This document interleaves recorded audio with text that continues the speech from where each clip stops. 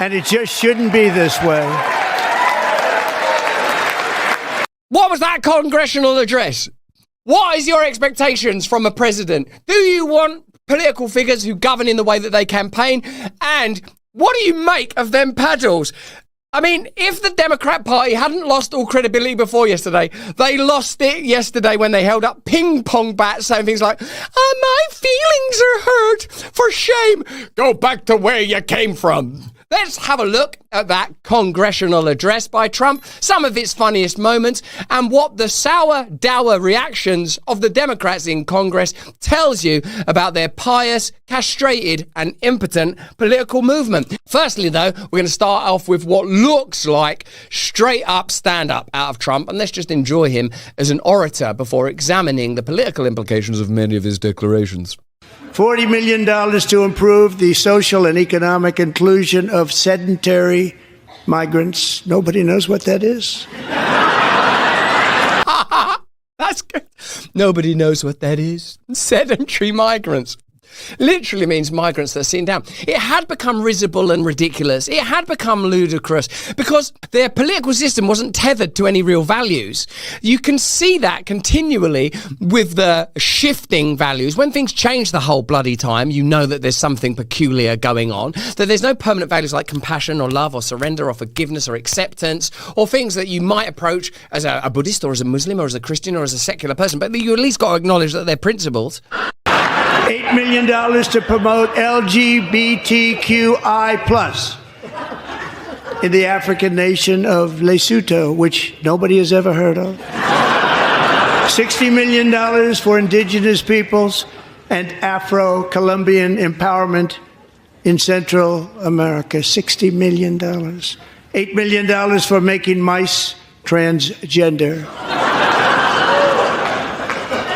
This is real. Oh, no, man. Like, personally, I think that people should express themselves as who they are and how they are, and I believe in love above all else, and I believe in non-judgment above all else, but when $8 million is being spent on transgender experimentation, on rodents, you have to wonder if the priorities of that nation are correct. Not that I'm sure that that wasn't a reductive oversimplification of something complex and in some way valuable, just that remember the hurricanes, the fires, the disasters and the nightmares. It's difficult to argue with Trump's position that those were ridiculous wastes of American taxpayer money. The interpersonal skills of Trump are on full display in this congressional address. Here he directly tells Democrats there's nothing he can do to make them happy. And once again, I look at the Democrats in front of me and I realize there is absolutely nothing I can say to make them happy or to make them stand or smile or applaud. Nothing I can do. Sort of churlish truculence of the Democrats don't bode well for the democratic future of your nation. Oughtn't we be remembering the great spirit of your founding fathers, of your Continental Congress, of the Declaration of Independence, the bold and noble brilliance of those that fought against the British, that threw off the shackles of King George III in order to create a constitution and a nation where we're free to pursue life, liberty and happiness, where we're free to love one another, and even though mistakes have been made in the establishment of your nation, it's still the greatest country on earth. And if you really believe in that, you have to believe in it more than you believe in your hatred of Donald Trump or your dismissiveness of J.D. Vance or your cynicism around Elon Musk. You have to believe in unity and togetherness. You can't say it's unforgivable to be racist or dismissive or use derisory language and then say to Elon Musk, go back to where you came from. If you believe in equality, then you can't simultaneously believe in DEI. You have to recognize that we are embarking on a project to radically review and revivify the principles under which this nation was established, not to cast them aside. I could find a cure to the most devastating disease, a disease that would wipe out entire nations, or announce the answers to the greatest economy in history, or the stoppage of crime to the lowest levels ever recorded. And these people sitting right here will not clap, will not stand, and certainly will not cheer for these astronomical achievements. They won't do it, no matter what. Five times I've been up here. It's very sad, and it just shouldn't be this way. I don't think that's a good look for them, sitting there all dour with a ping pong bats. I think it looks silly. I think it looks like they're out of touch with reality. This is a time, I think, for America to unify. I think this is a time to say there are certain values that define your country and your nation. And that does, I reckon, amount to inclusivity and the variety and the exciting project of the Americas and federalism and independent states and experiments in democracy. That can't be done with sourness, cynicism, or hatred from either side, either the governing party or the opposition party. But the opposition party in particular, I reckon, until they undertake a full investigation into how they became completely captured by the donor class, by lobbyists and globalism, whether that's deep state globalism, i.e. entrenched bureaucrats running the country, or powerful commercial global corporate forces. Until that conversation has taken place, you don't have a Democrat Party. You just have sort of dour, sour ping pong players without a ball. I mean, that's what they've got. They've got bats, no ball, no game to play. Let's have a look at, this is a lovely moment here where Trump acknowledges Bobby Kennedy. And you would think just out of like heritage and honoring the past, the name Kennedy, as Trump himself points out, would stir something like enthusiasm. Robert F. Kennedy, Jr.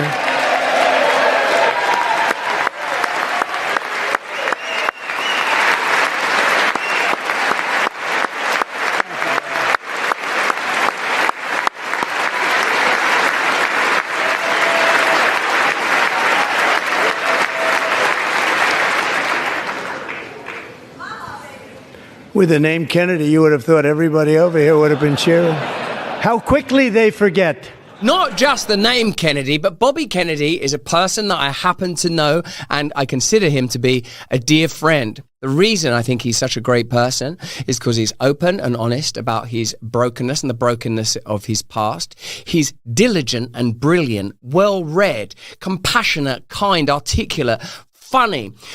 Let me ask you this. Let me know if you agree with this in the comments and chat. If the Democrats had chosen Bobby Kennedy as their candidate, do you think he would have done better than Kamala Harris? Do you think he would have done better than Biden? Do you think he maybe could have even beaten Trump? Do you think that the Democrat Party are so owned by corporate and commercial interests, they can't run with a candidate that's interested in the American people, that's interested in redressing the pharmaceutical industry and what some people are beginning to consider the crimes of the pandemic era? Any man that could write the book that he wrote about Fauci and be as factually accurate, as bold and as brave, as preemptive of the problems that we would foresee in the pandemic, and the reckoning that he's invited when it comes to big food, big agriculture, the problems of diet and health in America, that man would have been a far better leader than Kamala Harris. And that man in government with Trump is likely to bring about significant change. And the fact that the Democrats sit there like that with their ping pong bats with their arms folded, like Daft Prats, or even would you elevate as far as twats, tells you that it's a party in decline, decay, disrepair, and descending into irrelevance, I'd say. But let me know what you think in the comments and the chat. Bunker. When you need to be safe online, you require a bunker. You must notice that billionaires everywhere have their own bunker. Why shouldn't you have Bunker to protect your online life? Bunker has been a great sponsor for the show. They're having tremendous growth, and I want to tell you about them today. High net worth families, law enforcement agents, professional athletes, and tactical response trainers trust Bunker to protect their lives from surveillance, cyber criminals, and other threats. Bunker is an uncompromised private messenger, together with a password manager, secure vault, and notes that work seamlessly together. It offers you private messaging and sharing. Send messages and leverage Bunker sharing capabilities for passwords, documents, notes, photos, and videos. There's also a password manager. Safeguard your online accounts for finance, banking, travel, shopping, and others. Secure Vault. Keep your important documents at your fingertips, such as identification, health records, travel documents, insurance cards, and your most cherished photos and memories. You pervert. Create notes for to-do lists, travel, business, private reflections, recipes, workouts, and health information. In over 130 countries, Bunker customers enjoy peace of mind, travel with greater ease, and have more energy to focus on what matters most. Bunker. Give it a try. Keep yourself safe online like billionaires do down their bunkers. Download Bunker now from the App Store, PlayStore, or visit their website, bunker.com. Use the offer code BRAND to get 25% off. Live life to the full and protect what matters most. Download Bunker today. Let's have a look at this mic drop moment from Congress. The media and our friends in the Democrat Party kept saying we needed new legislation. We must have legislation to secure the border. But it turned out that all we really needed was a new president.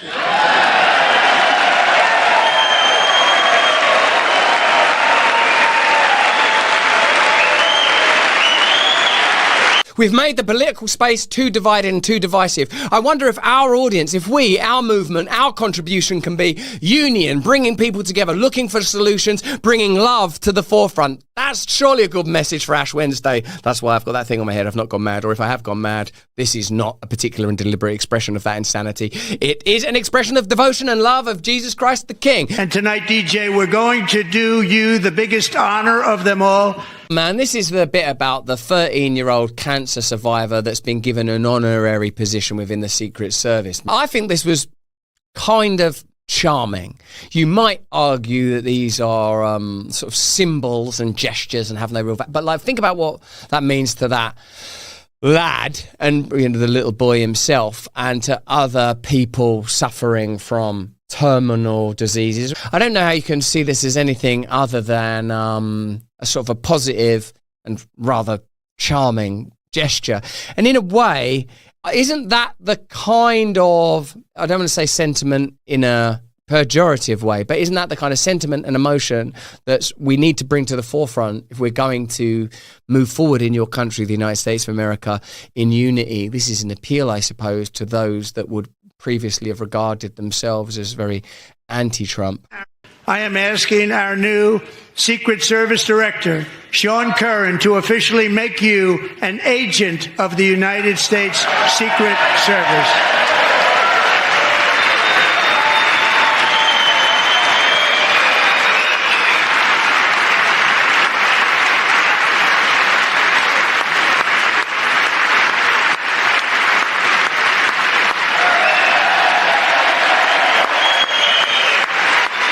Democrats. He shouldn't be. He's just a diversity hire. He's a diversity hire. If you're a parent or you have family, or you've ever been to a children's hospital like St. Jude's in your country or Great Ormond Street in mine, and of course I have, life don't get more serious and more beautiful than that. I suppose if you don't like Trump, you'll say that somehow that it was exploitative. But when you see the boy's face, man, if you're a parent, you just think, ugh, kind of beautiful. And I reckon that somewhere down in that mine of emotion is the resource that we need to collectively find to help us to abide and to obey and to grow together. Because surely, even if you hate Trump, you can see the beauty in that moment. If that sends you reaching for your ping pong bat and kind of like, ooh, get him out of here, then there is a spiritual evaluation to be urgently undertaken. Let's watch the rest of it.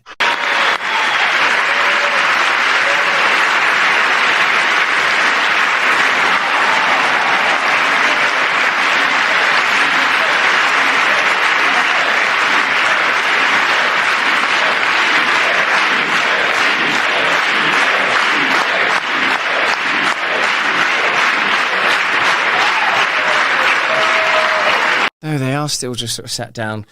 God love them. Here's MSNBC taking a sort of an unusual approach to that moment. Let's have a look at this. This is, I would say, is the kind of humorlessness, the joylessness, and the disconnect that has exacerbated and maybe even brought about the collapse of the Democratic Party. But I think this was a lesson in finding one thing that you let yourself feel. And I let myself feel joy about DJ, and I hope he's alive for another, 95 years, right? And I hope he lives and the life he wants to live. He wants to be a cop. He knows what he wants to do. And maybe when you have childhood cancer, that crystallizes for you. And I hope he has a long life as a law enforcement officer. But I hope he never has to defend the United States Capitol against Donald Trump's supporters. And if he does, I hope he isn't one of the 6 who loses his life to suicide. And I hope he isn't one who has to testify against the people who carried out acts of seditious conspiracy and then live to see Donald Trump pardon those people. That's an appalling misstep and an indication of how the media establishment has completely lost touch with the mood and sentiment of the times. And I think it's easy to lose touch if you're not tethered to real virtue and not anchored in real principles.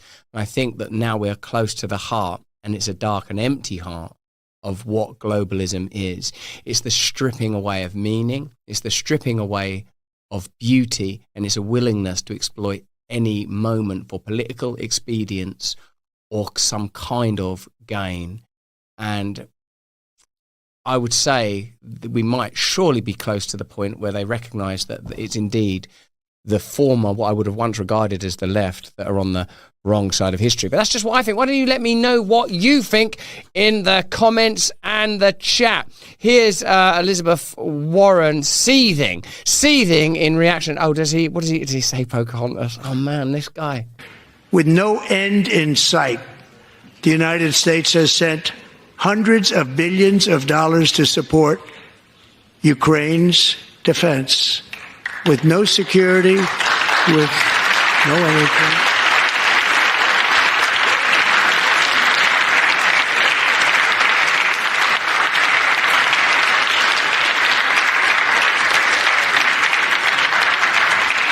Do you want to keep it going for another 5 years? Yeah, you would say Pocahontas says yes.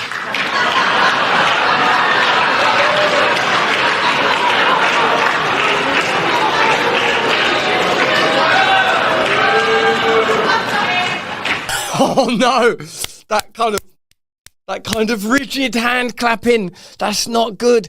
You know, that's where he is distinct, isn't it? He has a kind of genuine sense of humour. Contrast that with just yesterday, in my country, Keir Starmer, the leader of the UK, attempted to capitalise on a popular sitcom called Gavin and Stacey, very brilliant show actually, which had an ongoing joke about an event that took place on a fishing trip. When Keir Starmer went to Wales, one of the countries that make up the United Kingdom, he made a sort of a reference to that fishing trip, for indeed Gavin and Stacey was a show set in Wales. It seemed sort of so out of touch, banal, incorrectly deployed use of humour.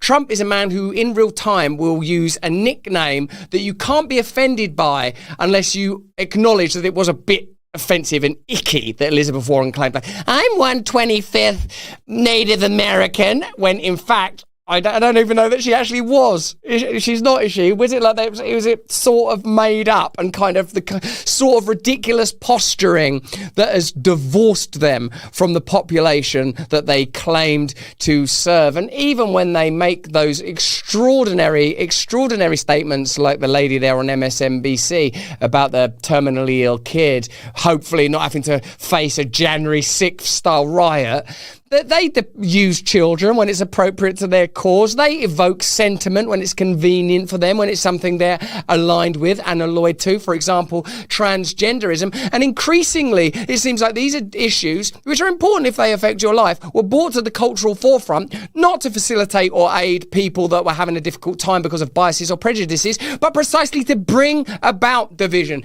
And it's Dave Smith's take on this that I'd like to draw your attention to now, because I think he articulated it so much better than most. Are the Democrat Party done for life? Let me know in the comments and chat if you agree with that. Would they have won with Bobby Kennedy as their leader? And what does it tell you now that Bobby Kennedy is governing alongside Trump? Don't we need to address the type of critiques that we're offering towards the powerful when we are assessing now what corruption might look like in the Trump era? Do we have to acknowledge that he's been successful, it seems, in the way that he's handled the Zelensky situation, for example, who now suddenly seems open to the idea of a peace deal? So many questions for you to answer. This is CNN admitting that 69% of Americans like Trump's speech. 69%. There's even a cheeky little pun who doesn't like that. What was your reaction to Trump's speech? 44% of speech watchers in our instant poll tonight say they had a very positive reaction to Trump's speech. 25% somewhat positive, 31% negative. You got to get in touch, man.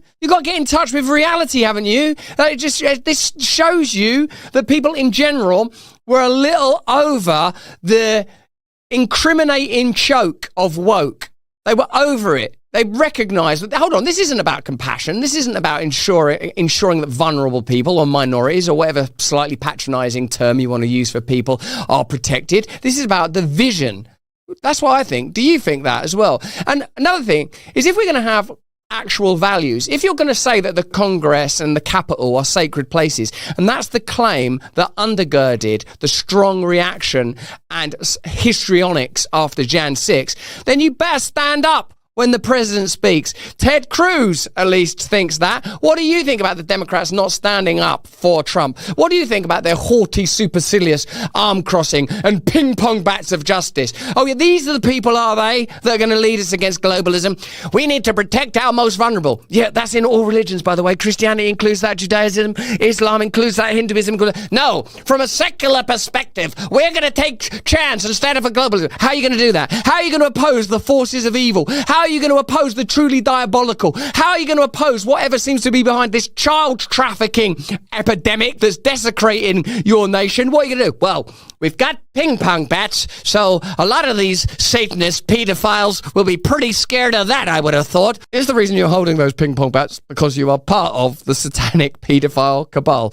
Well, I don't know. It's certainly one argument to consider. Here's Cruz saying that whether you agree with a president or not, you should certainly stand up when they speak out of respect for the institution. What do you think about that? I have never seen such a disgraceful display as the Democrats put on. I've been to 13 State of the Union addresses altogether since I've been in the Senate. I've been to every one. I've never missed one. It started from the moment he walked in and was introduced, the President of the United States.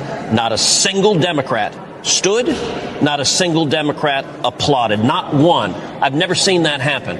Every time Joe Biden walked into that chamber and they introduced him as the President of the United States, I stood my butt up and I clapped. Every time Barack Obama walked in, I stood up and clapped. Even when I couldn't stand their policies, even when I was horrified at what they were doing, I respect the office of the President of the United States and I respect the American people. The contempt those Democrats had, they wouldn't stand, as you noted, for the mom of Jocelyn Nungary. They wouldn't stand for Laken Riley's family. They wouldn't stand for the 13-year-old kid who survived brain cancer. They didn't stand for the young man whose father was a slain police officer.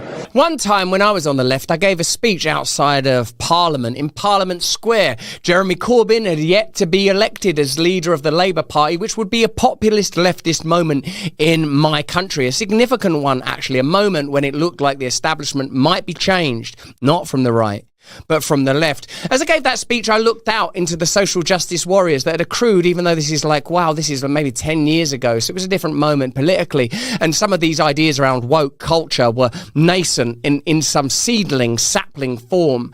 And I sensed and intuited that these people are addicted to opposition, that they kind of don't want to lead. Even when they're in government, they act like they're in opposition. They give you reasons why they can't get anything done, rather than getting things done. And I think the Democrat Party has lapsed into a kind of impotent activism around issues that could be easily solved by true virtue. If you considered yourself to be part of one human family and that everyone warrants kindness and love, you don't need to get caught up in the nomenclature of pronouns. You just need to recognize the principle of love and unity. The Democrat Party made itself irrelevant, and it made itself irrelevant because of the type of politics that's taken over the globe. Instead of real meaning and a willingness to take on institutions of power, you just have gestures and language and hollow rhetoric. Well, I would say this to the left: find your virtues once more. Find your principles. Ask why Bobby Kennedy couldn't be the leader of the Democrat Party, or why Hillary stymied Bernie Sanders, or why Jeremy Corbyn got all tied up and sewn up by the CIA. The left has to discover its cojones and its minerals